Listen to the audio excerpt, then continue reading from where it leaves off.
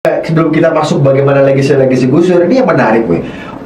Mantan presiden meninggal, saya nggak lihat ada orang yang begitu setiap tahunnya justru kepergiannya dirayakan dengan tidak hanya doa, bahkan juga kajian-kajian mendalam, refleksi-refleksi, dan itu konsisten setiap tahun dengan melibatkan orang yang semakin besar setiap tahunnya. Apa istimewanya, weh, sampai fenomena itu terjadi pada Gus Dur? Karena Gus Dur itu orang yang punya substansi banyak. Jadi kalau orang tuh ingin mengingat Gus Dur, maka banyak yang bisa diingat, bukan hanya orangnya, baiknya, tapi pelajaran-pelajaran dan resep-resep kemasyarakatan yang dia jalankan, yang itu berlaku untuk setiap orang.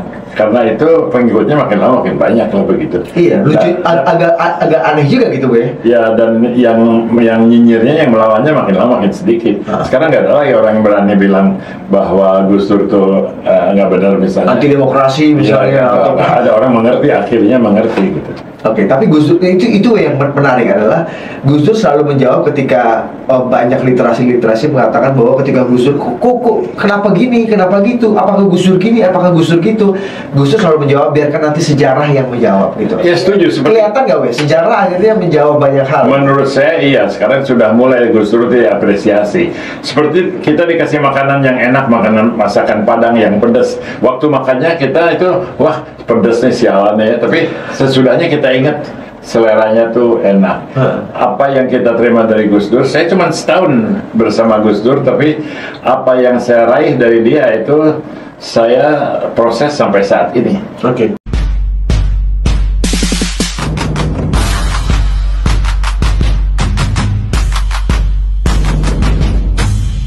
Anda kembali di Perspektif Baru bersama saya Budi Adiputro, dan sebelum saya akan bocorkan apa tema saya hari ini dan siapa yang akan saya wawancara, saya ingin mengucapkan dulu terima kasih kepada pihak-pihak yang telah membantu terselenggaranya acara kita pada hari ini. Acara ini merupakan hasil kolaborasi Yayasan Perspektif Baru dengan Konrad Adenauer Stiftung. Bagi Anda para pendengar bisa mendengarkan siaran melalui jaringan KBR atau via streaming di portal kbr.com di hari Sabtu pukul 16 sampai 16.30. KBR saat ini punya 700 radio jaringan dari Aceh hingga Papua.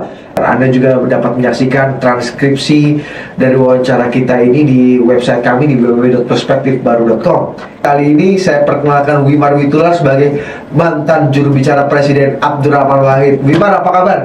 Baik, dan saya ingat sekali bahwa Didit dalam wujudnya yang dulu juga sangat dekat dengan kami dan juga dengan Gus Dur. Iya. Ingat gak bahwa kita adalah 5 orang terakhir yang mengunjungi Gus Dur sebelum meninggal. Di ruangnya di RSCM, walaupun tidak semuanya bisa masuk ke ruangannya. Betul. Jadi itu panjang sekali sejarah kita. Bahkan kita berkunjung di hari Natal tepat tahun-tahun Gus Dur menjelang meninggal itu, Bapak masih ingat ya? Ingat. Di rumahnya Gus Dur. Nah, kita bicara mengenai Gus Dur karena Desember dan Januari itu publik Indonesia memperingati haul Gus Dur. Jadi kita sebutnya dengan bulan Gus Dur. Ada pepatah mengatakan jangan tangisi kepergian seseorang, tapi rayakanlah bagaimana kehidupan dan nilai-nilai kehidupan yang dia torehkan selama ini. Dan kita wawancara hari ini kita mencoba merayakan Gus Dur, merayakan itu tepat sekali. Soalnya Gus Dur itu khususnya orang yang banyak meninggalkan legacy, banyak meninggalkan kearifan yang harus kita gunakan. Jadi di satu pihak kita bersedih secara pribadi, di lain pihak kita bersyukur bahwa Indonesia sempat mengenal seorang Gus Dur yang sempat membuat Indonesia itu semarak di mata dunia. Tapi sebelum kita masuk bagaimana legasi Gus Dur, ini yang menarik, mantan presiden meninggal, saya nggak lihat ada orang yang begitu setiap tahunnya justru kepergiannya dirayakan dengan tidak hanya doa, bahkan juga kajian-kajian mendalam, refleksi-refleksi, dan itu konsisten setiap tahun dengan melibatkan orang yang semakin besar setiap tahunnya. Apa istimewanya, sampai fenomena itu terjadi pada Gus Dur? Karena Gus Dur itu orang yang punya substansi banyak. Jadi kalau orang tuh ingin mengingat Gus Dur, maka banyak yang bisa diingat, bukan hanya orangnya, baiknya, tapi pelajaran-pelajaran dan resep-resep kemasyarakatan yang dia jalankan, yang itu berlaku untuk setiap orang.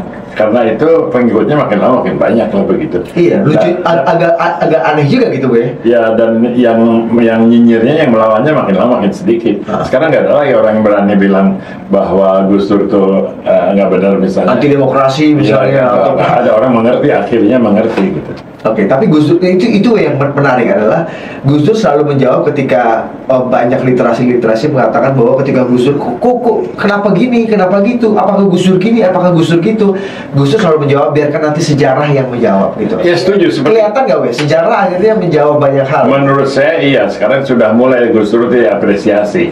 Seperti kita dikasih makanan yang enak, masakan Padang yang pedas. Waktu makannya kita itu wah pedas nih sialan ya, tapi sesudahnya kita ingat seleranya tuh enak. Apa yang kita terima dari Gus Dur, saya cuma setahun bersama Gus Dur, tapi apa yang saya raih dari dia itu saya proses sampai saat ini. Oke. Dulu mungkin sebelum kita bicara mengenai legacy dan value, ada gimana sih perjalanan Wimar Witular mengenal Gus Dur, gue? Apakah memang sudah kenal dari dulu, lama, tiba-tiba jadi juru bicara presiden, bagaimana? Saya tentu sudah lama kenal dia, tapi dia nggak kenal saya gitu. Dia kan apalagi sudah jadi presiden dan saya mengikuti dari jauh. Saya punya aktivisme di bidang pers, di bidang TV, dan saya banyak mengkomentari kegiatan Gus Dur, terutama di saat dia itu disalah mengerti. Jadi kalau orang sebelum Anda jadi jubir tuh? Iya. Kalau orang mencela Gus Dur gini gitu, saya suka menulis atau mengatakan Anda tuh salah tafsir. Gus Dur sebetulnya maksudnya gini-gini. Itu ditafsirkan sebagai pembelaan. Memang saya sifatnya barangkali kalau punya loyalitas, jadi kalau saya membela orang tuh dikira saya tuh orangnya, padahal nggak kenal ya. Cuman saya lihat tidak. Jadi kalau bela Jokowi sekarang bukan berarti cebol, gitu, atau bela Prabowo bukan berarti kampret gitu. Jokowi aja nggak pernah saya ketemu, nggak kenal saya. Jadi saya memang orangnya punya passion lah. Kalau bela Arsenal tuh saya nggak pernah main di Arsenal. Ya. Jadi Gus Dur itu orang yang saya sangat appreciate. Bahkan begitu kagumnya sehingga saya tuh nggak semangat mau ketemu dia, karena kalau ketemu nggak tahu mau ngomong apa gitu ya. Saya merasa sangat rendah gitu. Tapi tulisan-tulisan saya itu mendapat perhatian dari beliau dan dari keluarganya, dari anaknya Yeni, dari penasehatnya macam-macam, sehingga saya itu lama-lama diperkenalkan kepada Gus Dur, terutama waktu beliau sedang diserang-serang oleh DPR, oleh partai-partai, oleh ormas-ormas. Saya selalu kasih komentar, ini harusnya begini menanganinya. Akhirnya diperkenalkan, jadi saya dibawa ke ruang minum teh, ruang makan di Hilton, di mana ada Gus Dur. Saya ingat ada Alwi Shihab, ada beberapa orang yang bagi saya tuh kagum sekali. Ini orang-orang siapa saja tuh? Alwi Shihab, Gus Dur, yang lain lupa. Iya. Ya, jadi ini orang yang biasanya aku cuma lihat di TV gitu ya. Jadi Anda juga orang terkenal waktu itu kan? Iya, tapi sampai sekarang juga terkenal sih. Iya, tapi secara konyol ya, bukan secara substantif. Tadi Anda katakan Anda memang pengagum Gus Dur, Gus Dur tinggi sekali. Dari dulu sampai sekarang ya. Iya, dan tiba-tiba Anda dipanggil gitu untuk minum teh sama Gus Dur. Apa yang terjadi, weh? Ya, datang dan ada Yeni, dia kasih lihat, Gus, Wimar kemarin nulis di koran ini mengenai Anda. Terus dia minum teh aja, terus ngobrol sama yang lain. Sampai selesai dia nggak ngomong sama saya gitu ya. Jadi saya pikir, wah ini nggak serius nih undangannya gitu ya. Tapi ya pokoknya aku sempat ketemu, aku minta foto-foto. Ya sudah, aku pulang aja gitu. Tapi kemudian saya dihubungi pada telepon atau apa, sebetulnya Gus Dur tuh ingin tanya apa Anda tuh berminat jadi juru bicara Gus Dur. Tapi Gus Dur tahu Anda ada di situ? Tahu karena Mas Wimar terus, tapi diajak ngomong soal bola, soal sashimi, soal apa, pokoknya bukan soal serius. Jadi saya pikir saya mah terlalu kecil lah untuk diajak ngomong soal serius. Sama kalau Didit datang kan belum tentu saya ajak ngomong serius. Oke, lanjut. Nah terus saya pikir jangan-jangan memang dia hanya ingin berterima kasih. So saya anggap itu satu penghargaan. Saya diundang untuk minum teh, saya bisa cerita ke istri saya kemana bahwa saya tadi dipanggil Gus Dur. Terus waktu keluar dari Hilton tuh ketemu anggota DPR kan lagi banyak situ. Wah, Mas Wimar ngapain panggil Gus Dur? Iya sih, kayaknya bangga saya dipanggil presiden ya. Kalau ditanya ngapain, nggak tahu juga. Jadi itu agak lucu situasinya. kemudian saya dengar bahwa memang Gus Dur itu gayanya lucu. Jadi sebetulnya dia berniat untuk mengangkat saya jadi juru bicara. Barangkali waktu itu adalah semacam interview dia, melihat saya kalau pre-interviewnya ya. Ya, jadi ngobrolnya kayak apa gitu ya. Rupanya itu berkenan di Penjajakan tuh bahasa. penjajakan. Berkenan, ada juga yang ngelobi ke Gus Dur.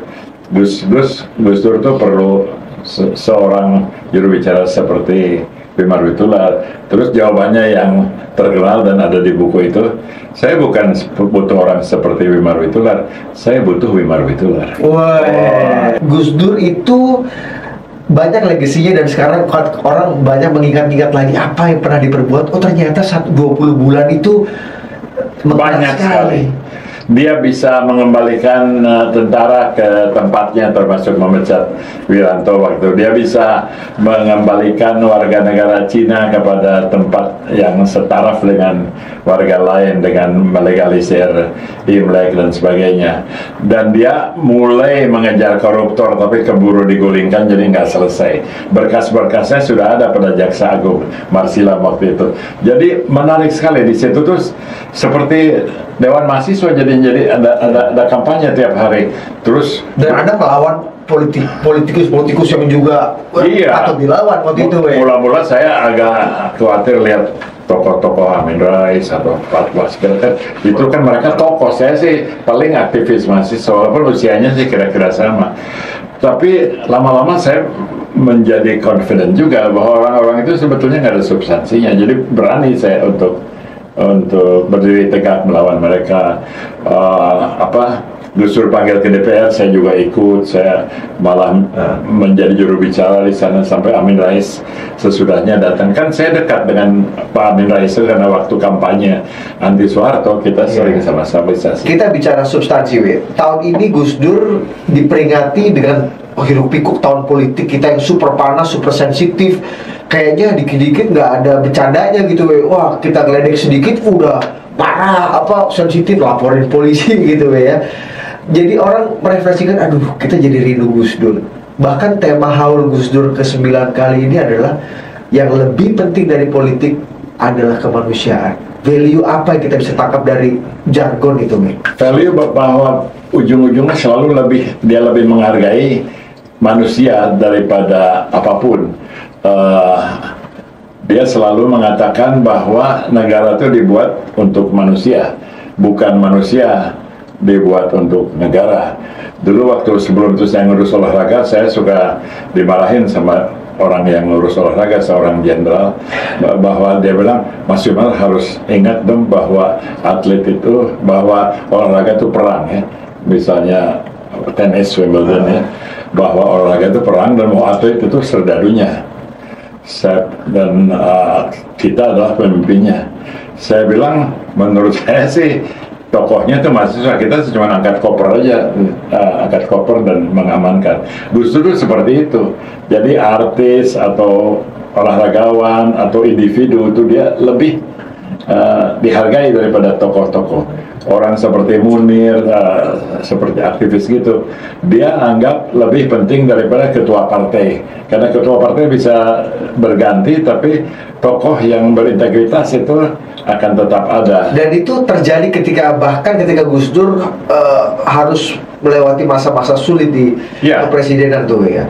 Jadi hal-hal yang tidak, katanya banyak gini Gus Dur tidak mau banyak kompromi dengan hal-hal yang teknis, bahkan untuk melanggengkan kekuasaannya dia, meskipun dia sangat bisa katanya, tapi dia lebih memilih hal-hal yang secara value dia perjuangkan selama puluhan tahun sebagai tokoh demokrasi. Bisa di depan saya dia nelpon ke pemuda-pemuda Jawa Timur.